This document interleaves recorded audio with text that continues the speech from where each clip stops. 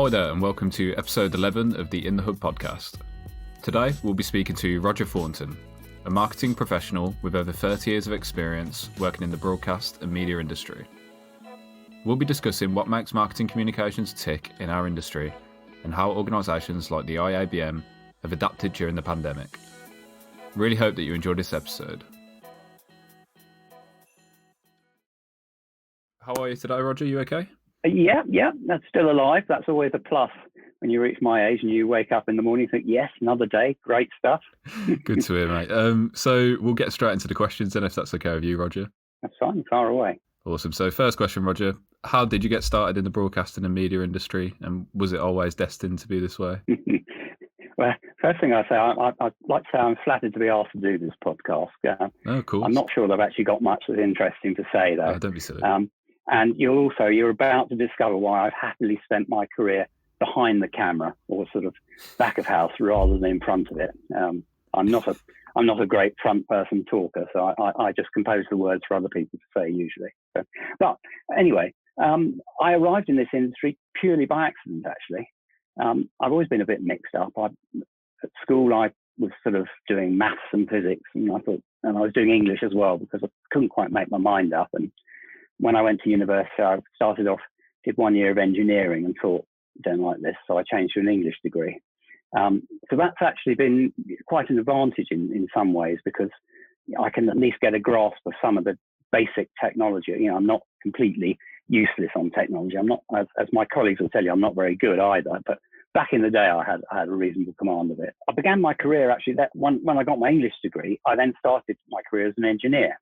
And I was working in an air conditioning company. And after about a year, the marketing director came to me and he said, I need a marketing services manager. I said, well, what's that? And he said, well, never mind what it is. He said, but I think you'd be all right at this. He said, the bad news is you've got to wear a suit and tie. And back in the day, that was absolutely de rigueur what you had to do. He said, but the good news is you're going to get a pay rise and you're going to get a company car. So I said, well, yes, please, I'll have that. So what do I do? He said, well, don't you worry about that. He said that. So the first day I started on it, he took me to meet the editor of Heating and Ventilating News, a gentleman by the name of Keith Sutton. Now, I was in air conditioning, so Heating and Ventilating News was the industry Bible at the time.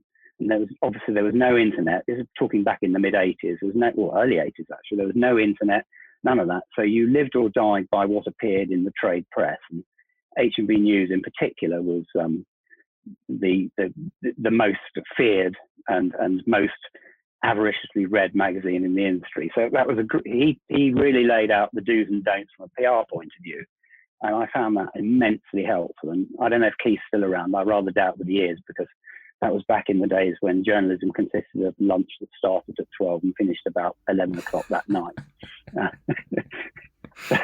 A bit different nowadays, obviously. Never done any of that since, obviously. Of course, the job marketing services manager, as it was, and it wasn't just PR, it was all the brochures, the advertising, exhibition stands, the direct marketing, which of course was mail at the time, which you quite like getting a piece of direct mail nowadays. But believe me, back then it was the same as a spam email, basically. So you had to fight to get attention. So, you know, you had to be a bit creative and good, but in a different way from today.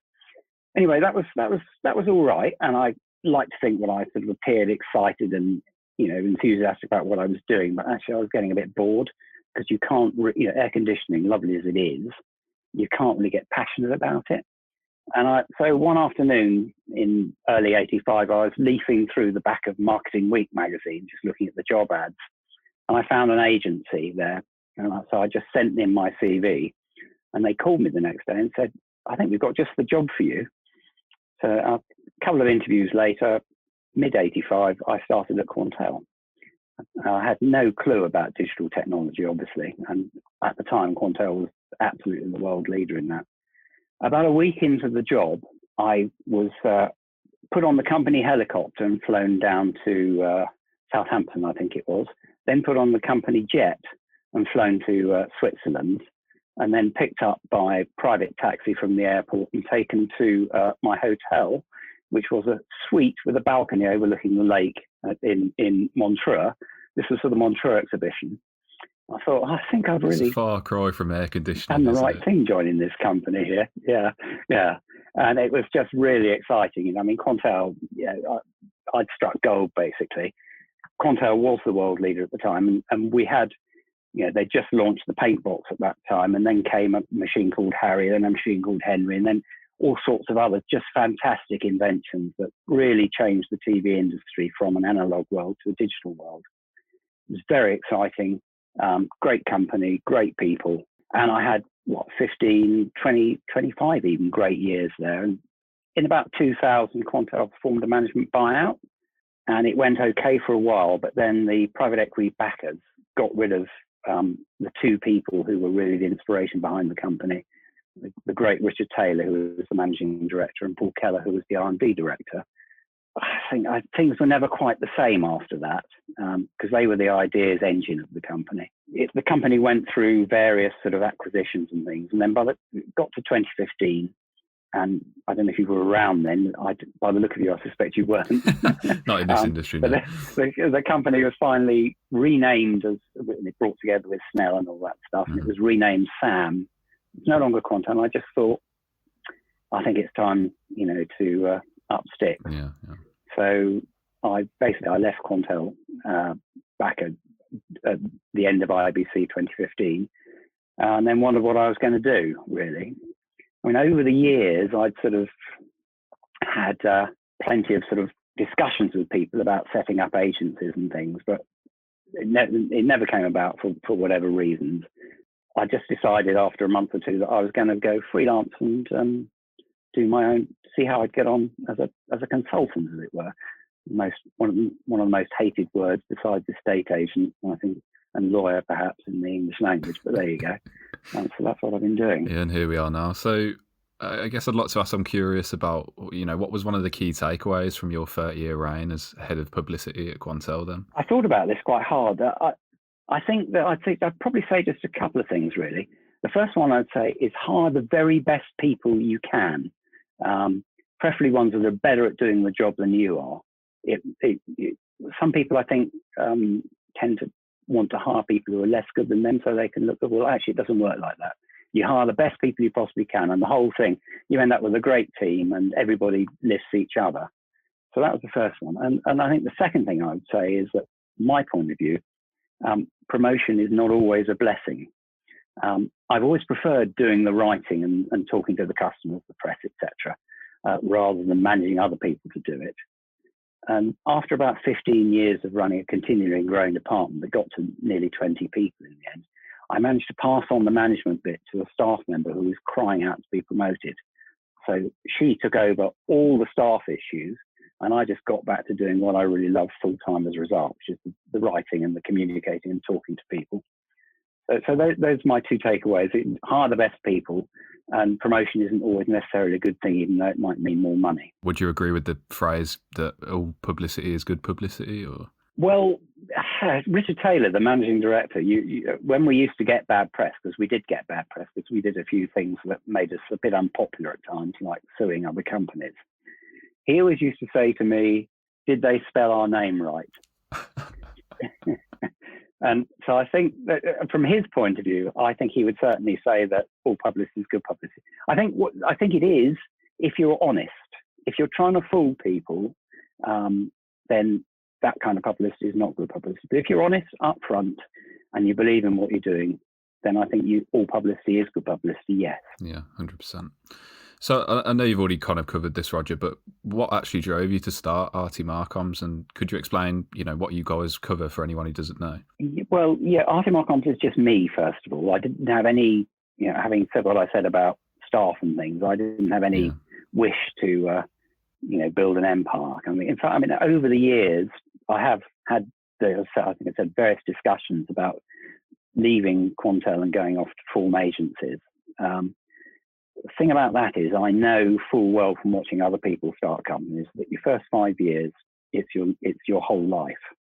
I'm talking 100 hours a week plus kind of thing. And one of the things that I've been wrestling with Crohn's disease since I was an early teenager, and you have to learn to live within your limitations with that. So the kind of stress that would come with launching a full-on company. You couldn't risk it because you'd probably end up being ill, and then the whole thing would go down the tubes, you'd be in debt and all the rest of it. So those things never came about. But as I sort of reached towards the less responsibilities end of my career, if you like, the children grown up and all that sort of stuff, mortgage paid off. Hey, there we go. Nice one. Venturing out on my own was far less of a risk. Yeah.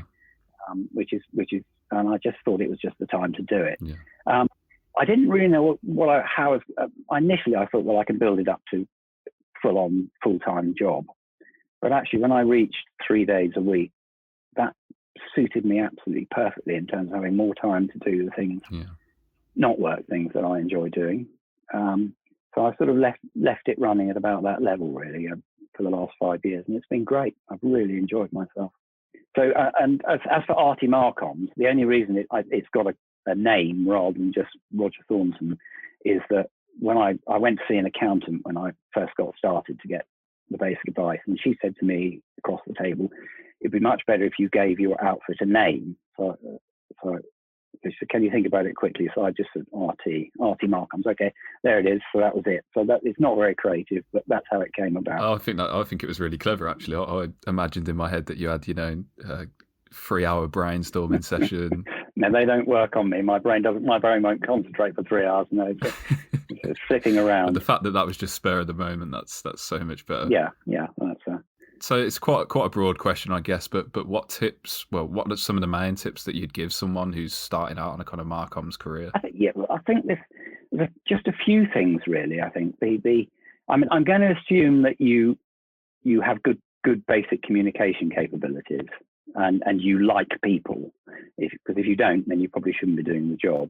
And, having worked with a bunch of engineers over the years who don't like people, they're brilliant engineers, but they probably wouldn't make very good Markhams people. But so here's the basic advice, I think. So first of all, don't go in cold. Research your subject and come up with the right questions.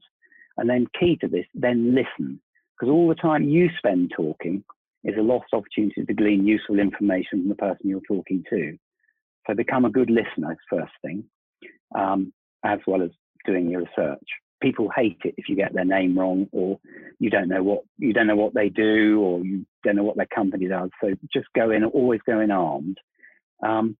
Second thing is, I'm going to assume you know how to write, but writing concisely and clearly for marketing communications is a very different skill.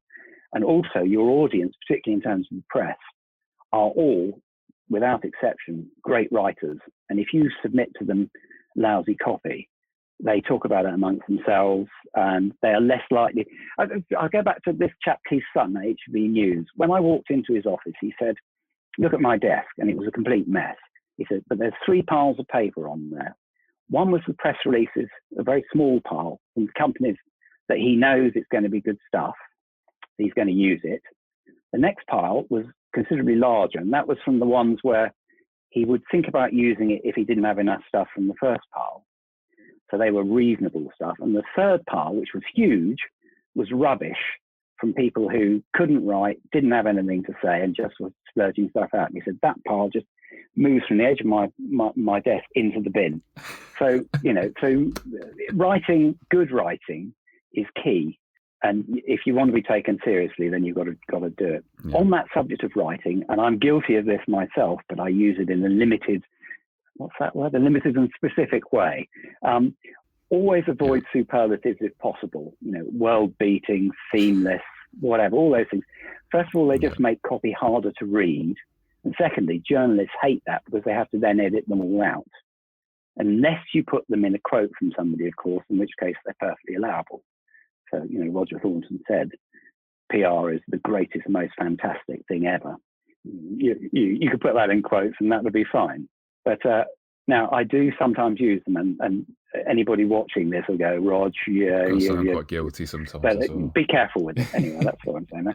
And the final thing is, most people's favourite subject is themselves. So get people talking about themselves. It comes back to that being a listener thing I was talking about at the beginning. People love talking about themselves, and you can build a great relationship by you'll come to the end of a conversation, half an hour conversation with somebody, and they'll know nothing about you. You'll know everything about them, and it will enable you to write a much, much better piece at the end of it all. So that's boiling down the tips, really. And I think that's some cracking advice there, Roger. So obviously we talk about this whole concept of integrated marketing communications and making sure all your marketing communications are, trying not to use superlatives as well, but they're all along the same lines and they're all, they're cohesive. So how important do you think that a consistent, powerful approach to marketing communications in our industry is? Because to me, it's always seemed as if, this industry in particular thrives off of obviously beer, word of mouth and personal relationships. I think every industry does, thrives off them. I think that with the lack of exhibitions now, we're really seeing there is no substitute for face-to-face, whether it's over beer or a cup of coffee. I mean, I think face-to-face is vital, but it isn't everything, and particularly in these times, people are having to be much more creative. I mean, having said that, I expect to see an explosion of relief when exhibitions start happening again. In the meantime, we're going to have to put more effort into non-face-to-face, although we're sort of face-to-face. It's not the same as sitting in the same room, is it? It's as close as it'll get, isn't it, at the moment? Yeah. I think that done properly, good marketing communications, i.e. a great product to shout about, or a great service or a great company, Markhams works. The trick, and I don't have the answer to this one, but the trick is to stand out from your competitors in a crowded marketplace. What is your secret sauce, really? And that's your central weapon. And you then build your Markhams campaign on whatever that is. So it's probably not seen this end-to-end world-beating digital technology. It's a specific thing that you're good at, what you've built your company on. And something you can capitalise on. Stick to that. Yeah, simple messaging. Yeah, I think that's a good shot. So moving over to what you guys are doing at the IABM at the moment. So what kind of activities have you been carrying out to overcome the impact of COVID? Because by the looks of things, you guys have been incredibly busy at the moment. It's actually, I have to say that, I'm not actually a staff at IABM. I work for them as a contractor. They're my main client, if you like, and I love working with them. They have been absolutely amazing from the start of the pandemic. They made a very decisive and early move to support all of their members with a huge range of virtual events and webinars and online shop windows and everything possible to get them in front of their potential customers. And also a bunch of special reports looking at the trends that are emerging out of the pandemic and guidance on how to sustain your business through into whatever the new normal is. I think what's become apparent, certainly from IBM's research, is that the pandemic hasn't actually fundamentally changed anything. What it's done is massively compressed the timescale for changes that are already in train. So, the move to the cloud, SaaS business models, etc., all the things. These are all in progress, but they were going to take years. And that whole process has been compressed into months now. And the companies that are succeeding are the ones that have recognized this and grasped the opportunity, if you like. And IBM has been very, very forward in giving all of its members, not just the big boys who've got the budgets to do their own events, giving all its members a platform to talk to their customers.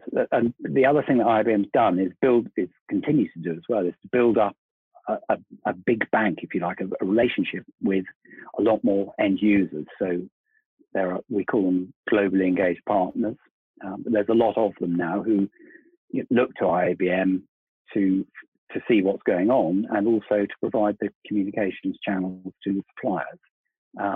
In fact, they've just announced a thing called BAM Live, which is coming up at the beginning of December, which is sort of building on all of that experience. I think IBM's probably got more experience than anybody else in the industry of virtual events and promotions now as a result of what it's been doing. So I expect that event to be a real cracker to end out the year and get people set up ready for 2021. No, I think I've been watching in awe at obviously what the IABM are doing at the moment, and just the sheer amount of content that you guys are putting out, it's incredible. It's a fantastic team. I mean, we're learning lots as well, and we're going to be changing the website and all that sort of stuff to accommodate it more. We've been learning too. It's been very exciting. Yeah. This is a question that we tend to ask guests to try and keep to one word if possible. You can obviously go on and expand it afterwards, but what do you see as the future for the broadcasting and media industry? I'm going to give you 3 words, actually, very bright indeed. I don't see broadcast and media anymore as a discrete sector. I think with what's been going on with all the OTT stuff, plus video becoming mainstream in venues and all over the place, I think the potential for media technology suppliers is huge over the coming years. I think, yes, there's going to be a bit of a shakeout, as a result of the transitions that have been in progress and that have been accelerated by COVID. But I think that at the end of it all, well, there is no end, obviously. But when we look back in a couple of years' time, we'll think, crikey, that's really accelerated stuff, and we're in a much better place now than we were 2 years ago, when we were a bit tied to legacy practices, perhaps because they felt more comfortable. Everybody's had to move out of their comfort zone. I think that's been great for the industry, and the explosion of home entertainment, and as I said, the use of video and all sorts of other communications. Future is very bright for broadcast and media. Love it, Roger. So are there any exciting projects in the pipeline for the IABM or RT Markhams that you can talk about? Well, I mentioned the BAM Live event coming up. At this 3-day event, but we've learned, so it's although it's a 3-day event, it's just 3 hours a day, and that comprises 3 45-minute sessions with breakouts and chat rooms and that sort of stuff in between. So we've learned short and sweet, pick your targets, so they're right on topic, all the 9 themes across the 3 days. There's a lot of building towards that going on at the moment. That's the biggest project we've got going on at IABM. So how can people get in touch with the IABM and RT Markhams if they want to find out anything more about what you're doing? IABM website is always a great place to start. It's got the most fantastic repository of content on there, covering every subject you want to know about, and that's the iabm.org. If anybody wants to talk to me, they can find me on social media, or Roger at rtmarkhams.com, or roger.thornton@yahoo.com, or just ask somebody for my phone number. It's fine. I'm very happy to talk to anybody. Yeah, there's always going to be someone who knows you, Roger, isn't there? Yeah, well, when you've been around for as long as I have, I'm afraid so, yeah. Although actually, just on that, I'm gradually watching colleagues of many years retiring out of the industry, and I'm actually past that age as well, but I rather enjoy it, so I think I'm just going to carry on for a while anyway. Yeah, you often see it called on LinkedIn semi-retirement, don't you? Because it seems as though this industry, no one wants to fully retire. They always want to keep. Well, it's because it's so exciting. It really is. I love it. I mean, I love to be able to have a job where you get up in the morning and you think yes, rather than come roll on 5 o'clock kind of thing. Yeah. So, I mean, after it all, are you glad that you kind of took the leap into Quantel at the very beginning and well, even that marketing services kind of job? Yeah, it was fantastic. It was absolutely fantastic. The chap who originally sent me that direction, Brian Horsfield, we still keep in touch regularly, and I still thank him regularly. Yeah.